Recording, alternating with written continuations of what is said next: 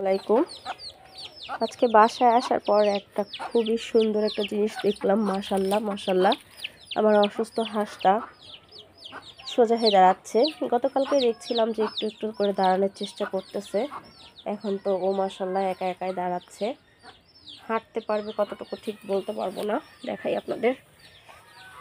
ওর পিছনে আমার যে কষ্ট, পরিশ্রম, যত্ন, এটা আসলে ইনশাল্লাহ কাজে লেগেছে মনে হচ্ছে। ওকে আসলে ঠান্ডা থেকে বাঁচানোর জন্যে, আমি ঠান্ডাতেই মূলত পাটা পড়ে গিয়েছিল, ঠান্ডা থেকে বাঁচানোর জন্যে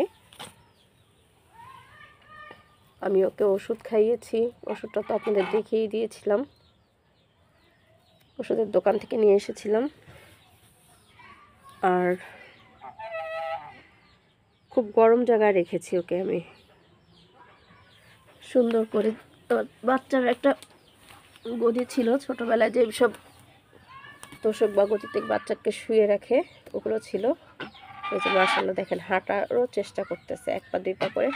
হাঁটার বেশিক্ষণ হাঁটতে পারে না, তারপরও যে ও চেষ্টা করতেছে। আলহামদুলিল্লাহ আলহামদুলিল্লাহ, আমি তো আজকে মহা খুশি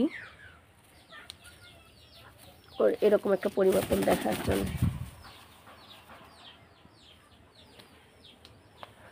যাই হোক, আমার মনে হয় হাঁস মুরগি আর আমরা যেটাই পালি না কেন, ওদের প্রতি আলাদা একটা মহব্বত থাকে আমাদের।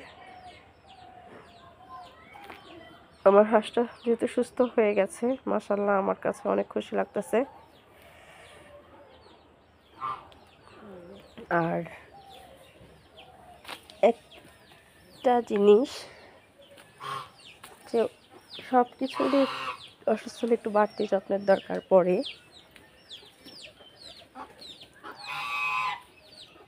এই হাঁসটা তো ডিমে বসে গেছে, আমি বসাই দিচ্ছি।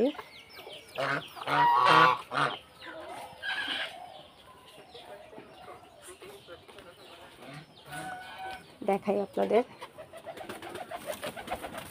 যেখানে ডিম দিয়েছে 3টা 6টা 8টা। আর বাকি ডিমগুলো দেখেন, এই যে এনাকে এখানে 3টা ডিম দিয়েছি, মুরগি আবার এখানে এসে ডিম পেড়ে রাখছে। এগুলো ডিম নিয়ে বসতে পারবো না, মুরগি ডিম বসাবো না। যাই হোক, এখানে 3টা দিয়েছি, আর ভিতরে আরেকটা মুরগি মানে 4টা দিয়েছি। এতগুলো ডিম আসলে একটা রাজহাঁস নিয়ে বসতে পারবে না, এই কারণেই আমার এই কাজটা করা। ভালো থাকবেন সবাই, আল্লাহ হাফেজ।